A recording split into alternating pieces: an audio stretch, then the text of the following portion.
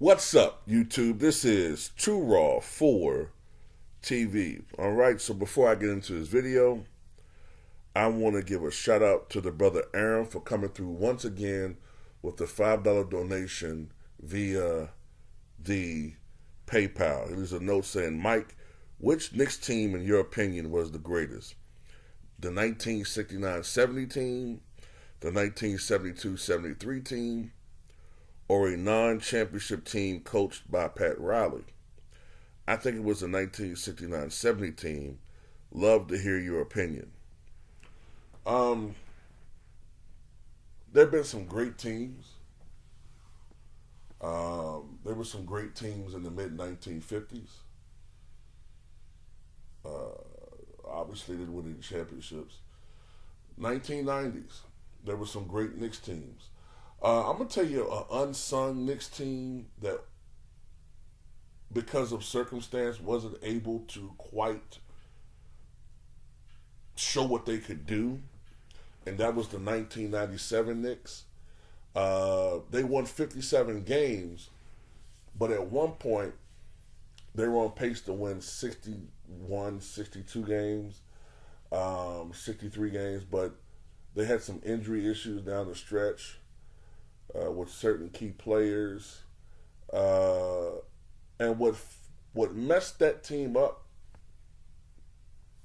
was the fight, where there were suspensions in the playoffs. But the suspensions heavily affected the Knicks more than the Heat. And, you had key Knicks players out in those series, like John Starks, Pat Ewing, I think Charles Oakley, I think Larry Johnson, if memory serves me correctly. And the players that were out for the Heat were more role players. And that affected the pendulum in that series, because when the fight occurred, I believe it was game 4, the Knicks, it was either game 4 or game 5 when that fight occurred. Time has kind of added my memory a little bit with that, but they were up 3-1. I remember that. The Knicks were up 3-1, and afterwards, the Heat won 3 games in a row. And they did benefit from playing a Knicks team that was depleted. But I wanted to bring that team out there, mention that team up in the discussion. But of course, you got the 93 Knicks that won 60 games, which is tied for the franchise record. Then, of course, you got the 94 Knicks. They went to the NBA Finals. And to be honest with you, you can make a great argument that they lost that finals more than Houston won it, because they still won 7 games. They lost by 6 points, 90-84, I believe. And that was with John Starks having the worst shooting performance of his career. And that was with Patrick Ewing shooting only, 36% from the floor for that entire series. I mean, some of it was Elijah Wan's great defense, but some of it was Pat Ewing just missing shots that he normally would make. But he didn't win the championship. So to me, it comes down to 2 teams, the 1973 Knicks and the 1970 Knicks. And I have to go with the 1970 Knicks because they were younger. I think that it was more impressive that they were beating the Lakers when they were a little bit younger. And as great as the Knicks were in 1973, they were just a very dominant team in 1970. It's like a team that was just destined to win. And, it was something magical about that year, too. It was just a magical season. And, many old Knicks fans, like, maybe Spike Lee, who was a little kid back then, older Knicks fans who might be in their 70s and maybe even their 80s now, they remember that season with, I'm telling you, if you ever bring that season up, they instantly smile, because it was just a magic. It was electricity in Madison Square Garden. I don't know if there's ever been a crowd that served as much as a 6-man for their team as they were for those Knicks teams. They weren't the most dominant team as far as talent, but don't get me wrong, they had a lot of talent. 1969, 1970. On that team, you had, of course, Willis Reed. Wait a minute, give me a second. You had Willis Reed, a Hall of Famer. Walt Frazier, Hall of Famer. Dave DeBusschere, Hall of Famer. Bill Bradley, Hall of Famer. Then, of course, you had some good players. Cassie Russell, Dick Barnett, borderline, Hall of Famer. I don't think Dick Barnett's in the Hall of Fame. No, he's not. He's a borderline Hall of Famer, though. As the bar for the Hall of Fame has dropped, who knows? Maybe one day he might get in. But the thing about those Knicks teams was, and Will Chamberlain mentioned this,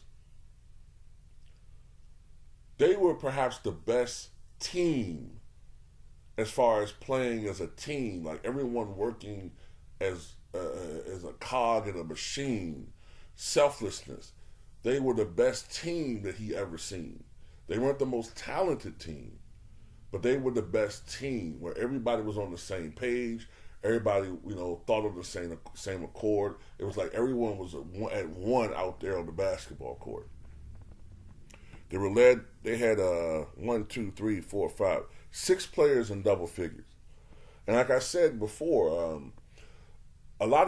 most teams back then did not play like they play today, where one guy's playing heavy ISO and surrounded by shooters. And all. Most teams back then, guys sacrificed and played within a team concept. It was more of a collegiate type game, and they were led. When I say collegiate, I mean team orientated. Willis Reed led the team in scoring 21.7 points, 13.9 rebounds, 2 assists, followed by Walt Frazier, 20.9 points per game, 6 rebounds, 8.2 assists. Steals were not counted back then, but probably 2 to 3 steals per contest. Dick Barnett averaged 14.9 points and 3.6 assists. Dave DeBusschere, 14.6 points, 10 rebounds, 2.5 assists. Bill Bradley, 14.5 points and 4 assists. And Cassie Russell, 11.5 points and 1.7 assists. When you look at this Knicks team,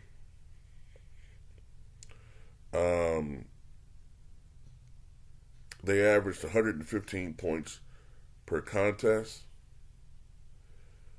and that was 9th in the NBA. At the time, there were 14 teams.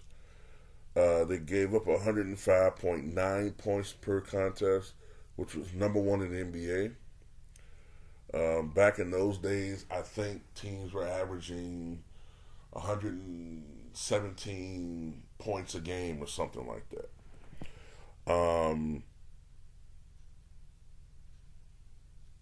When it comes to defensive rating, it was 92.4, which was first in the NBA.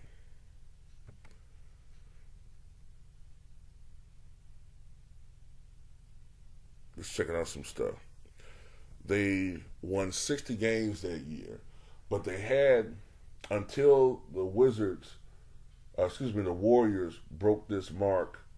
I think it was back in 2016. Until the Warriors broke that mark, that Knicks team had the greatest start to a season in NBA history. They started 23-1 on the year, 23-1. And at the time, they had the longest win streak in the history of the NBA, winning 18 consecutive games. 18 consecutive games. During the playoffs, in the first round, they defeated the Baltimore Bullets 4-3. Want to check out some stats in that series. See if I can find them. During that series, Willis Reed was extraordinarily dominant. 21.3 points, 17.7 rebounds, 2.7 assists, followed by Walt Frazier, 19 points, 8.4 rebounds, 6.4 assists per contest. And Dave DeBusschere averaged 15.9 points, 11.6 rebounds. Willis Reed was far and away the best player in the NBA that year. He won league MVP. That year, Willis Reed, who was not blessed with longevity and health, I think by 1973, Willis Reed was beginning to break down. And that's why some people go with the 70 team rather than the 73 team, even though outside of Willis, they had by then added Jerry Lucas to the roster. And of course, by that time, they had already been a couple of years since they acquired Earl the Pearl Monroe. But Willis Reed was more of his dominant self in 1969, 1970. And he averaged 43 minutes per game in that series as well. Willis Reed was a more than capable scorer. His main forte was the jump shot. You know what I'm saying? But he could mix it up and use his strength, but and score inside. But he was a fine jump shooter. Probably the best. I'd say before Bob McAdoo. I'd say he was probably the best jump shooting big man in the NBA, with his range out to maybe 14, 15 feet consistently. Back then that was pretty deep for a center. But it was his defense. He was tenacious on defense. And he led the charge for the Knicks on defense. And it wasn't just him. He was their defensive leader. He was their anchor.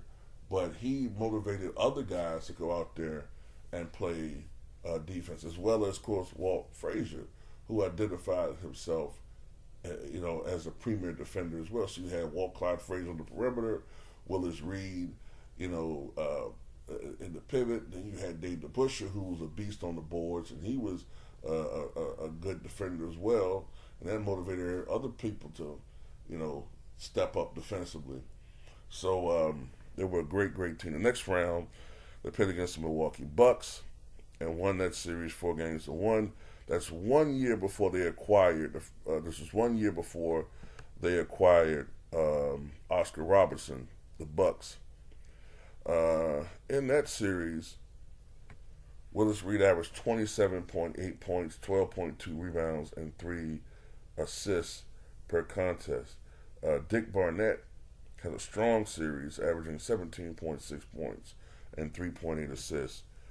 Kareem Abdul-Jabbar in that series was completely, just sensational. 34.2 points, 17.8 rebounds, 4.8 assists per contest. And then, of course, in the NBA Finals,